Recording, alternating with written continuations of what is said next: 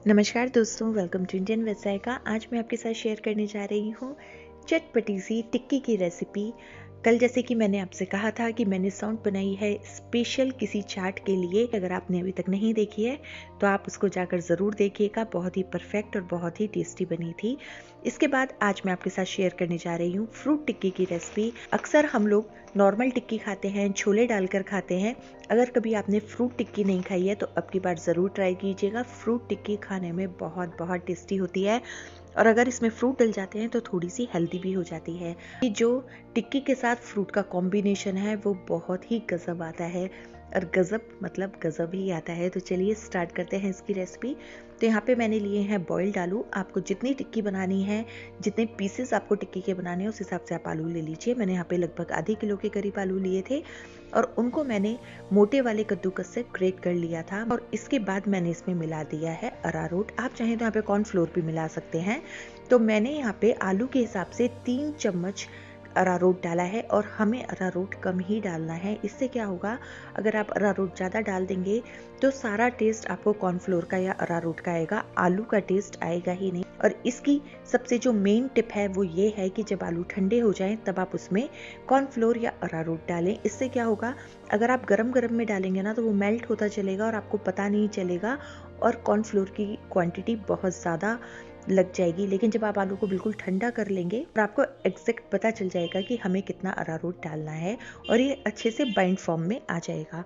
अब हमारा अच्छे से आलू का आटा सेट हो गया है, ये अच्छे से एक डो फॉर्म में आ गया है और इसमें बिल्कुल भी क्रैक नहीं है, इसीलिए मैंने इसको कद्दूकस किया था। अगर आप इसे हाथ से फोड़ेंगे तो जब आप इसमें अरारोट या कॉर्नफ्लोर मिलाएंगे तो उसकी ना जो मोटे मोटे चंक्स हैं वो अच्छे से बाइंड नहीं हो पाएंगे और वो अलग अलग दिखेंगे। और अब ये इसकी स्टफिंग तैयार कर लेते हैं। तो यहाँ पे मैंने मटर ले लिए हैं और जिनको मैंने बॉईल कर दिया था। ये मटर बहुत ही अच्छे से बॉईल हो गए हैं। अब मैं इन्हें एक फॉक की हेल्प से इन्हें थोड़ा सा बीच में से फोड़ लूंगी। फॉक से बहुत अच्छे से फूट जाते हैं। आप चाहें तो यहाँ पे हाथों का भी यूज कर सकते हैं।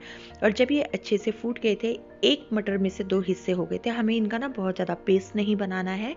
और इसके बाद मैंने डाल दिया है अदरक, हरी मिर्च और हरा धनिया। तीनों आप अपने अकॉर्डिंग टू टेस्ट डाल सकते हैं। और इसके बाद मैंने इसमें कोई मसाला यूज नहीं किया है सिवाय चाट मसाले के, क्योंकि हमारी जो चटनियाँ हैं बहुत फ्लेवरफुल हैं और उनमें सारे मसाले ऑलरेडी बहुत अच्छी क्वांटिटी में हैं। और आपने देखा होगा कि जब मैंने डो बनाया था तो मैंने उसमें कोई भी नमक यूज़ नहीं किया था, क्योंकि नमक पानी छोड़ देता है और उसके बाद क्या होता है, हमारा डो बहुत लूज हो जाता है। तो आप यहाँ पे डो में बिल्कुल भी नमक मत डालिएगा और नमक की कमी को कैसे पूरा करना है ये मैं आपको सर्विंग के टाइम पे बताऊंगी। तो अब मैंने जो आलू का डो तैयार किया था उसमें से मैंने एक लोई ले ली है और उसके अंदर हम अच्छी खासी मटर की स्टफिंग कर देंगे। प्रॉपर जितनी आप स्टफिंग कर सकते हैं उतनी आप यहाँ पे स्टफिंग कर दीजिए। जैसे कि हम कोई भी स्टफ पराठा बनाते हैं और उसके अंदर हम स्टफिंग करते हैं, सेम हमें इसे स्टफ करना है और इसे अच्छे से सील कर देंगे। और सील करते वक्त हमें ये ध्यान देना है कि कहीं से भी जो हमारी स्टफिंग की है हमने वो निकले ना और कोई भी क्रैक ना हो। और इसी तरीके से आप यहाँ पे जितनी टिक्की आपको खानी है आप उतनी यहाँ पे बना के रख दीजिए। और बस अब करना क्या है, हम इन्हें सेकेंगे तवे पर ही, क्योंकि टिक्की का मज़ा ना तो कढ़ाई में फ्राई करने में आता है और ना ही फ्राई पैन पे। जब तक लोहे के तवे पे वो धीरे धीरे ना सिके ना तब तक उसमें कुरकुरापन आता ही नहीं है।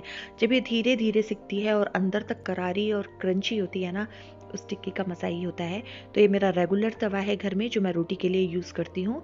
इसमें मैंने डाल दिया है देसी घी। अगर आपको देसी घी नहीं डालना है, आप यहाँ पे चाहें तो कोई भी ऑयल डाल सकते हैं, लेकिन आप यहाँ पे मस्टर्ड ऑयल का यूज़ मत कीजिएगा क्योंकि सरसों के तेल में टिक्की अच्छी नहीं लगती। अब मैंने दोनों टिक्कियों को अच्छे से अलट पलट करके इन्हें सेक लिया है और जब ये दोनों तरफ से थोड़ी सी ब्राउन हो गई थी तो मैंने इन्हें पलटे की हेल्प से अच्छे से दबा लिया है।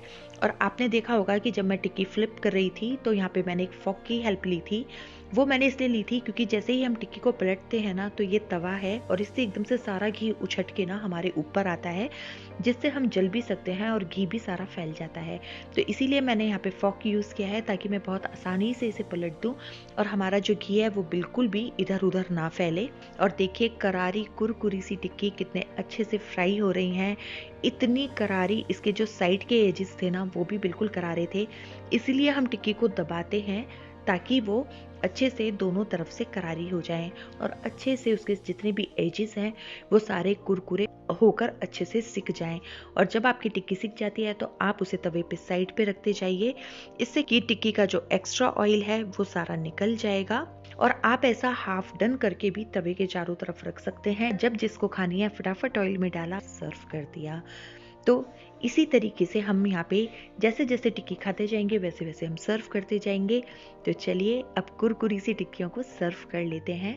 तो सर्व करने के लिए यहाँ पे लिया है मैंने खट्टी मीठी इमली की चटनी, साथ में मैंने लिया है हरी चटनी और कुछ फ्रूट्स में मैंने लिया है केला, सेब, अंगूर और अनार। आप चाहें तो कोई भी फ्रूट ले सकते हैं। अब हमने यहाँ पे टिक्की को प्लेट में ले लिया है और उसको बीच में से थोड़ा सा फोड़ दिया है और उसके ऊपर डाला है चाट मसाला। चाट मसाला हमने इसीलिए डाला था क्योंकि जो हमारा टिक्की का डो था उसमें नमक नहीं था और जब हम इसे खाएं तो कहीं ये थोड़ा सा फीका फीका ना लगे। तो आप यहाँ पे अच्छी सी क्वांटिटी में चाट मसाला डाल दीजिए, इससे ये बहुत चटपटा और बहुत ही मसालेदार फ्लेवर देगा। इसके बाद हमने इस पे डाली है हरी चटनी। हरी चटनी के बाद मैं यहाँ पे डाल रही हूँ थोड़ी सी लाल चटनी, और लाल चटनी में आप जो थोड़ी सी हमने मेवा डाली थी ना उसको भी यहाँ पे डाल दें। और यहाँ पे मैंने सबसे पहले इसमें डाला है अनार। अनार मैंने सबसे पहले इसलिए डाला है क्योंकि जो मैं लास्ट गार्निश करूंगी वो भी अनार से करूंगी, तो थोड़ा सा अनार नीचे भी रहना चाहिए। उसके बाद मैंने यहाँ पे सारे फ्रूट्स डाल दिए हैं, जिसमें मैंने केले डाले हैं, सेब डाले हैं और साथ में मैंने यहाँ पे अंगूर डाला है। आपके घर में जो फ्रूट खाने से आनाकानी करते हैं, अगर आप उन्हें इस तरीके से टिक्की के साथ फ्रूट सर्व करके देंगे तो वो डेफिनेटली टिक्की भी खाएंगे और साथ में आपके फ्रूट्स भी खाएंगे। क्योंकि जब इन फ्रूट्स पे चटनियाँ गिरती है ना तो इनका फ्रूट का लेवल अलग हो जाता है, बहुत ही चटपटा सा और क्रंची सा इनका फ्लेवर आता है। जितनी टेस्टी टिक्की लगती है उतने ही टेस्टी ये फ्रूट्स भी लगते हैं। और हमारी चटपटी सी चटकारेदार टिक्की चाट हो गई है बनकर तैयार। लेकिन ये फ्रूट टिक्की है, इसे आप जरूर बनाइएगा। और जब मौसम हो ठंडी ठंडी सर्दियों वाला और बरसात भी हो रही हो तो एक बार तो टिक्की बनती ही है। मैंने सारी टिप्स एंड ट्रिक्स आपके साथ इसमें शेयर करी हैं। आपकी टिक्की बहुत ही टेस्टी बनने वाली है और सबको बहुत पसंद आने वाली है। तो कल फिर मिलते हैं एक नई रेसिपी के साथ सुबह ठीक 11:30 बजे। अगर आपने हमारे चैनल को अभी तक सब्सक्राइब नहीं किया है तो प्लीज़ हमारा चैनल सब्सक्राइब ज़रूर कर दीजिए। आपका एक सब्सक्राइब हमें बहुत मोटिवेट करता है और हमें बहुत अच्छा लगता है जब आप लोग हमारी वीडियोस को देखते हैं, उन्हें अप्रिशिएट करते हैं और हमें अपना प्यार देते हैं। तो हमारे रेसिपीज़ को लाइक, शेयर एंड सब्सक्राइब करना बिल्कुल भी ना भूलें। और हमें इतना प्यार देने के लिए, हमारे साथ बने रहने के लिए आप सभी का बहुत बहुत धन्यवाद।